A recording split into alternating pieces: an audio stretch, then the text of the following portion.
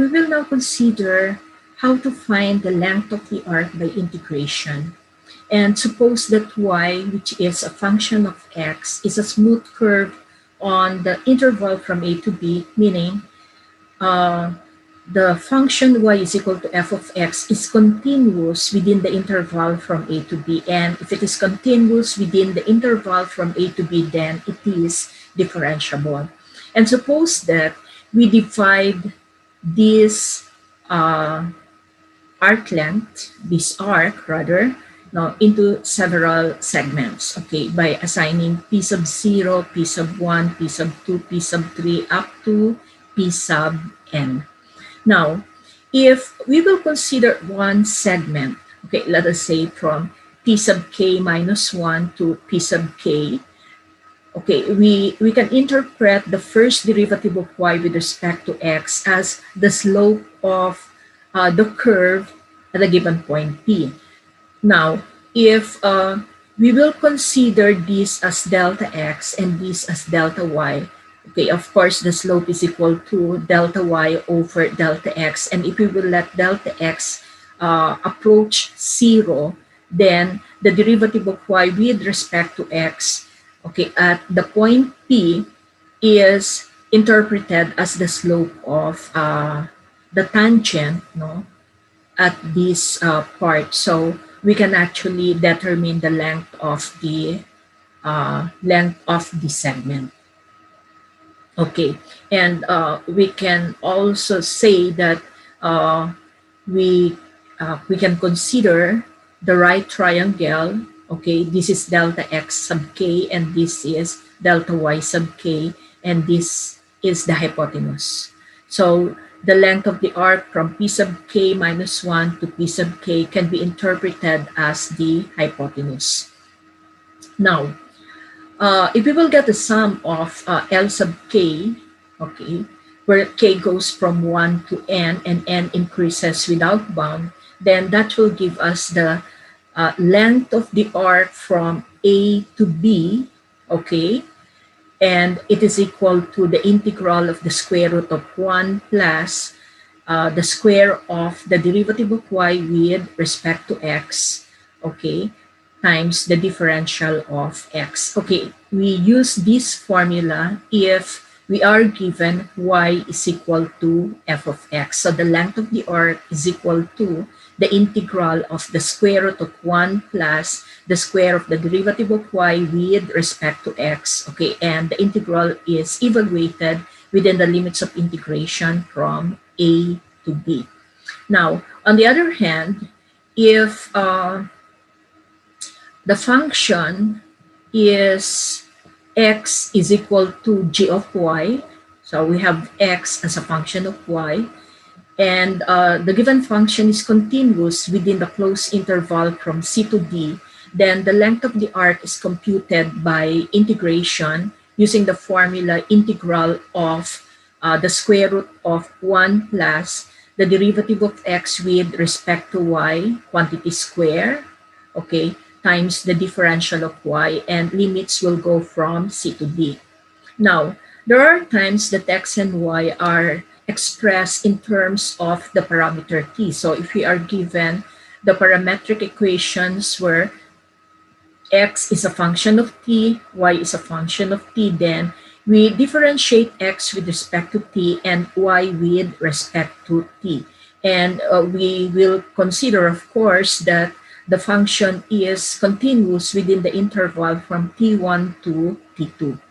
Therefore, L is the integral from t1 to t2 of the square root of the square of the derivative of x with respect to t plus the square of the derivative of y with respect to t dt. Now, if we are given the curve in polar form, we have r is equal to f of theta in polar coordinates, and the curve is continuous on the interval from theta 1 to theta 2, then the length of the arc can be computed using the formula L is equal to the integral from theta 1 to theta 2, and the integrand is the square root of r squared plus the square of the derivative of r with respect to theta, and we will evaluate the integral with respect to theta. So there are four integration formulas, no, to find the length of the arc, no, depending on whether y is a function of x or x is a function of y. X and y are parametric equation in terms of the parameter t, and we have the polar form of the equation r is equal to f of theta. So let us have some examples to illustrate how to find the length of the arc. Okay, let us consider the first example. Find the length of the curve y is equal to the natural logarithm of secant of x, okay, from x is equal to 0 to x is equal to pi over 3. Okay, so the given function y is equal to ln of secant of x is continuous within the closed interval from 0 to pi over 3. Okay, and to determine the length L, okay, the length L, since y is a function of x, is equal to the integral from a to b of the square root of 1 plus the square of the derivative of y with respect to x, and we have to evaluate the integral with respect to x.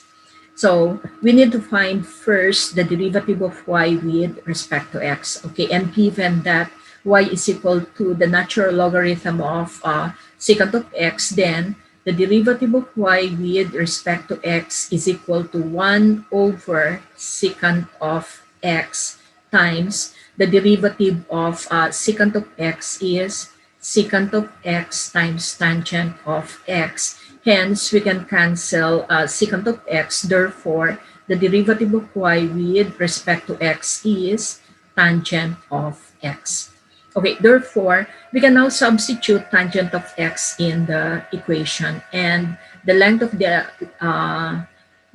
arc L is the integral, okay, limits will go from 0 to pi over 3 of the square root of 1 plus, okay, derivative of y with respect to x is tangent of x. Okay, of course, we have to square this, and we will evaluate the integral with respect to x.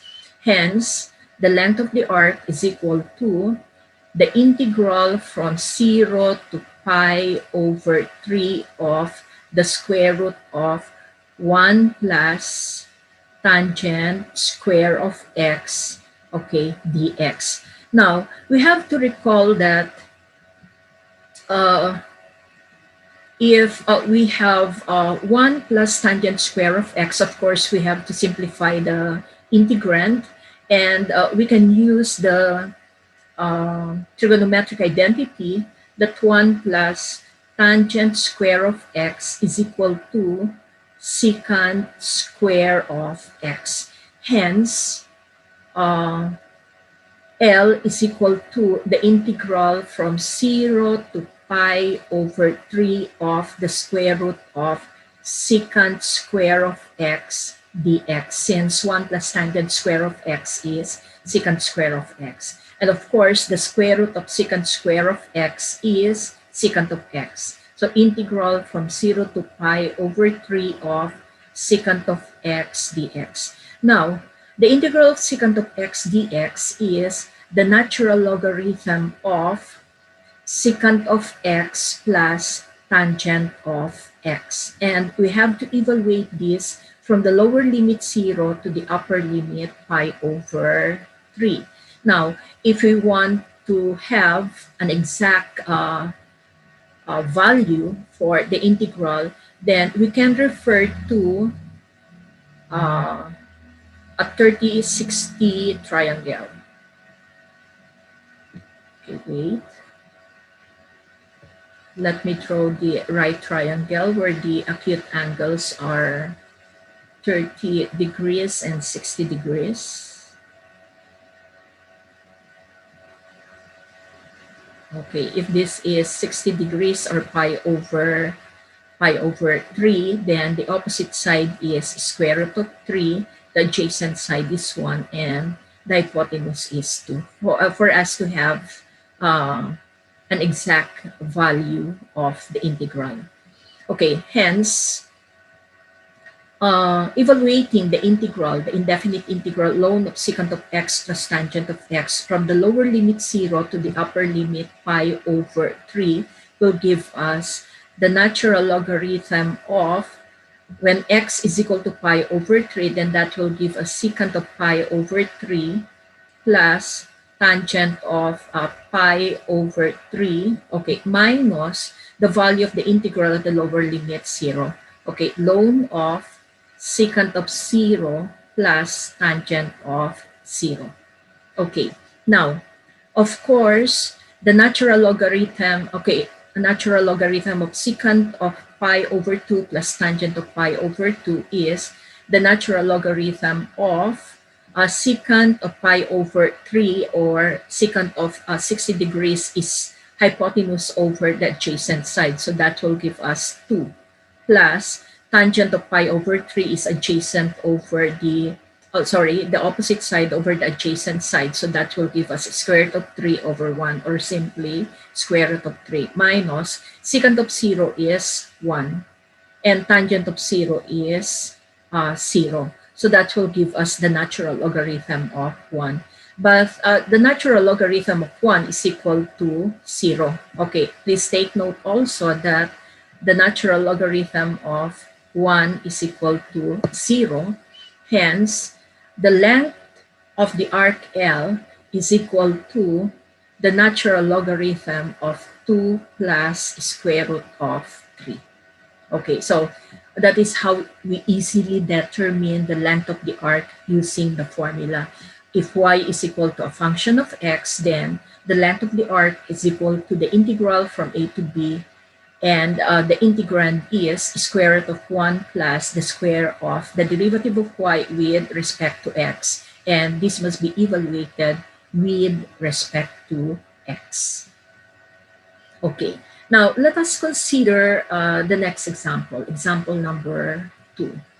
And in example number 2, this time we have a function x is equal to y is equal to 3 over 2. We have x as a function of y. And if we have x which is equal to y raised to 3 over 2, okay, and y goes from 0 to 5, y is equal to 0 to y is equal to 5, then since x is a function of y, then the length of the arc L is equal to the integral from C to D of the square root of 1 plus the square of the derivative of x with respect to y. Okay, and the integral must be evaluated with respect to y. Hence, we need to determine first the value or the derivative of x with respect to y. And if we will differentiate x with respect to y, then the derivative of x with respect to y is equal to, by power formula, we have 3 over 2 y raised to 3 halves minus 1, of course, is 1 half. Hence, going back to the formula, then the length of the arc is equal to the integral from y is equal to 0 to y is equal to 5, square root of 1 plus, we have 3 over 2 y raised to 1 half raised to the second power dy. Excuse me.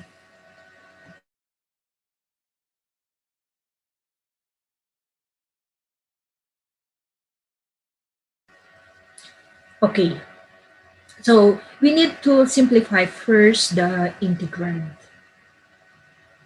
Integral from 0 to 5, square root of 1 plus. If we will get the square of 3 over 2y raised to 1/2, then that gives us 9 over 4y,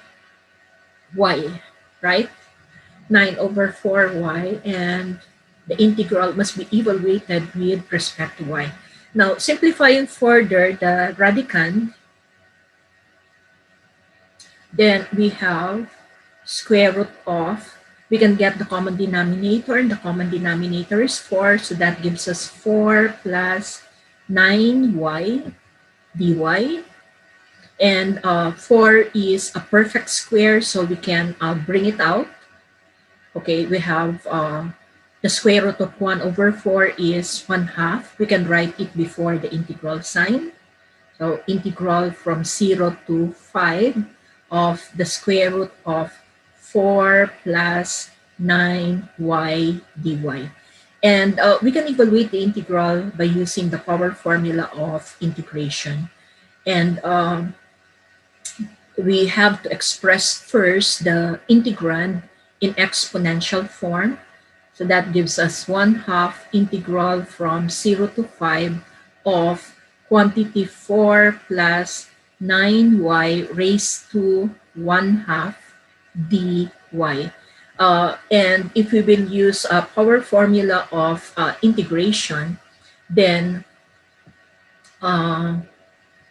u is 4 plus 9y, whose differential is equal to 9 times the differential of y. So the differential of u over 9 is equal to the differential of y. Therefore, we have a correction factor 1 over 9.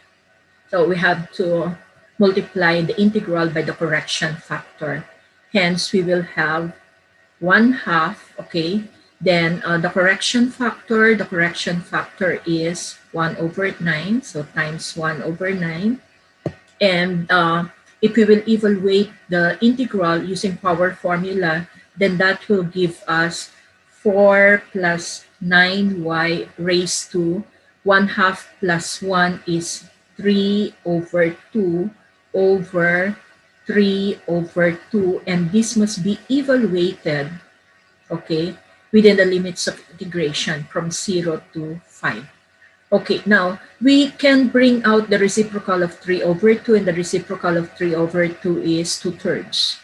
So that gives us 1/2 times 1 over 9 times 2/3. Of course, 2 will cancel, okay, times the quantity 4 plus 9y raised to 3 over 2, limits going from 0 to 5.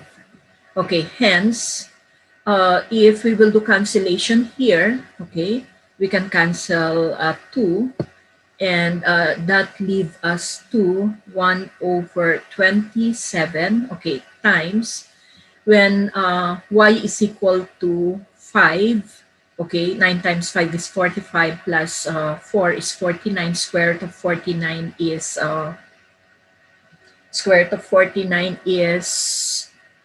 7, and if we will raise 7 to the third power, then 7 raised to the third power is 7 raised to the third power. We have 49 times 7 will give us 343, right? 343, wait, 343, okay, minus the value of the integral at the lower limit 0. And if y is equal to 0, then we will have 4 plus 0, and the square root of 4 is 2. 2 raised to the third power is 8. Okay, so that gives us 1 over 27 times the quantity 343 minus 8, and 343 minus 8 is 335. Therefore, the length of the arc is 335 over 27 units. So our uh, actually main goal here is to find the derivative, okay, so that we can evaluate the integral. Okay, so this example involves x as a function of y. So the length of the arc is equal to the integral of the square root of 1 plus the square of the derivative of x with respect to y, limits going from 0 to d. Okay, so this time let us have the third example. And the third example involves the length of an arc of the cycloid given by the parametric form of the equations x equals t minus sine of t, y is equal to 1 minus cosine of t. Okay, so uh, t goes from 0 to 2 pi. So t sub 1 is, okay, this is t sub 1 and this is t sub 2. Okay, let us find the derivative of x with respect to t and the derivative of y with respect to t. So when x is equal to t minus sine of t, then the derivative of x with respect to t is equal to 1 minus derivative of cosine is, derivative of sine of t rather is cosine of t. Okay, so that gives us derivative of x with respect to t.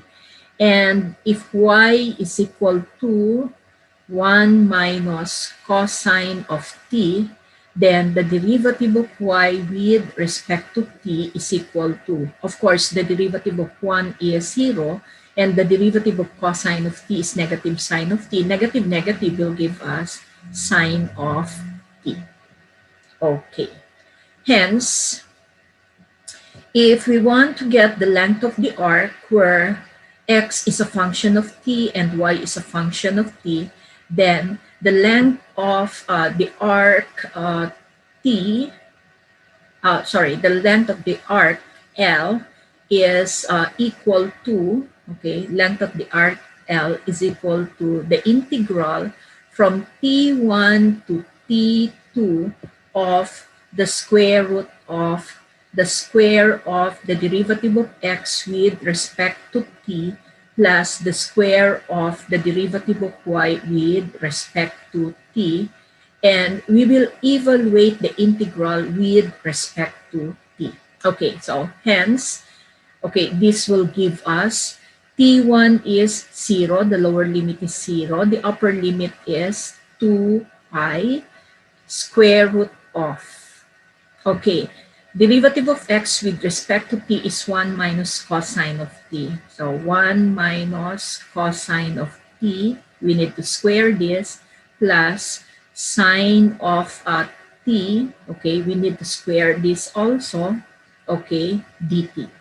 So if we will simplify the radicand, then we have the integral from 0 to 2 pi of the square root of the square of 1 minus cosine of t is 1 plus, sorry, it should be minus. The middle term is negative. So we have 1 minus 2 cosine of will. Let me clear this and let me make it clearer. Okay. So we have 1 minus 2 cosine of t. The square of cosine, of course, is cosine square of t plus the square of sine of t. And the square of sine of t is sine square of t dt.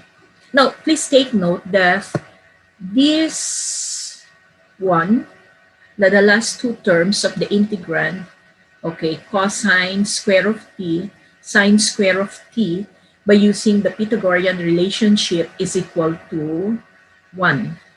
Therefore, L is equal to the integral from 0 to 2 pi of the square root of 1 minus 2 cosine of t plus 1 dt. And 1 plus 1 is 2, which gives us integral from 0 to 2 pi of the square root of 2 minus 2 cosine of t dt.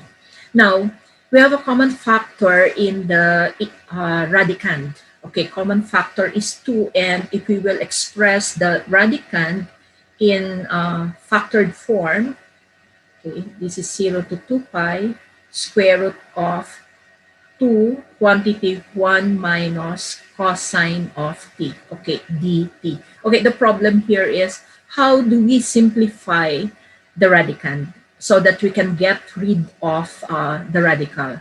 Now take note here that here we can consider using the half angle identity for sine, and recall that the half angle identity for sine is recall that a half angle. So if we have cosine of t, then this must be sine of t over 2. And this is equal to 1 half of 1 minus cosine of t. Now, if we will multiply both sides of the equation by 2, then it will lead us to 2. Sorry, this should be square. Sine square of t over 2 is 1 half of 1 minus cosine of t. So sine square of t over 2 is equal to 1 minus cosine of t. We have 1 minus cosine of t in the radicand, so we express the half angle identity in terms of 1 minus cosine of t on the right number. Hence, we can replace 1 minus cosine of t by 2 sine square of t over 2. Okay, so this will lead us to the integral from 0 to 2 pi of the square root of 2 times 1 minus cosine of t is 2 sine square of t over 2, okay, dt. And 2 times 2, of course, is 4. And the square root of 4 is equal to 2. Hence, this will give us 2, okay, times the integral from 0 to 2 pi. And we will just have the square root of sine square of t over 2, and the square root of sine square of t over 2 is sine of t over 2 dt. Okay, got it? Okay, so here we have 2 times 2. Of course, the square root of 2 times 2 is 2. So we write it before the integral sign. And if we will get the square root of sine square of t over 2, that will give us sine of t over 2. So the integrand is reduced to sine of t over 2. And we can use the integration formula that the integral of sine of u du is negative cosine of u. But please take note that here u is t over 2. Therefore, there is a correction factor 2. So in the integration, we will let u is equal to t over 2 so that the differential of u is equal to 1 half dt. So there is a correction factor 2. Hence, we have, okay, if the correction factor is 2, we can just write the correction factor before the integral sign. And the integral of sine of u du is negative cosine of u. Okay, so negative cosine of t over 2. And we have to evaluate this from 0 to 2 pi. Okay, so we will have 2 times, okay, we can factor out the minus sign also. Okay, let us just write the minus sign here.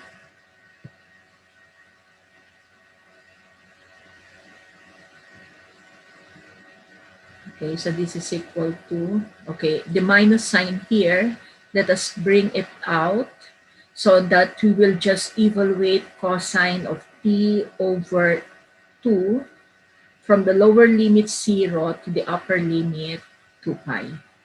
Okay, so we will have L is equal to negative 2 times. Now, when t is equal to 2 pi, then we will have cosine of 2 pi over 2, and cosine of 2 pi over 2 is cosine of pi. So that gives us cosine of pi minus, when t is equal to 0, then that will give us cosine of 0. Okay, and simplifying gives us minus 2 times cosine of pi is negative 1 minus cosine of 0 is 1 minus 2 times negative 2 is equal to 4. Therefore, the length of the arc is equal to 4 units. Okay, this is actually equal to negative 2 times negative 2. So the length of the arc is equal to 4 units. Okay, so this is how to determine the length of the arc by integration. You just need to know the formula. Okay, and to recall, okay, if y is equal to a function of x, then the length of the arc is the integral from a to b within the limits of integration, and the radicand, the integrand rather is square root of 1 plus the derivative of y with respect to x quantity square, and we have to evaluate the integral with respect to x. Now, if x is a function of y, then this time the length of the arc is evaluated by integration within the closed interval from c to d, and the integrand is the square root of 1 plus the square of the derivative of x with respect to y, and evaluated with respect to y. And if we have parametric equations, x in terms of t and y is equal to a function of t within the closed interval from t1 to t2, L is the integral from t1 to t2 of the square root of the square of the derivative of x with respect to t plus the square of the derivative of y with respect to t dt. And if we have a polar equation, a polar curve, then the length of the arc L is equal to the integral from theta 1 to theta 2 of the square root of r squared plus the derivative of r with respect to theta quantity square, okay, d theta.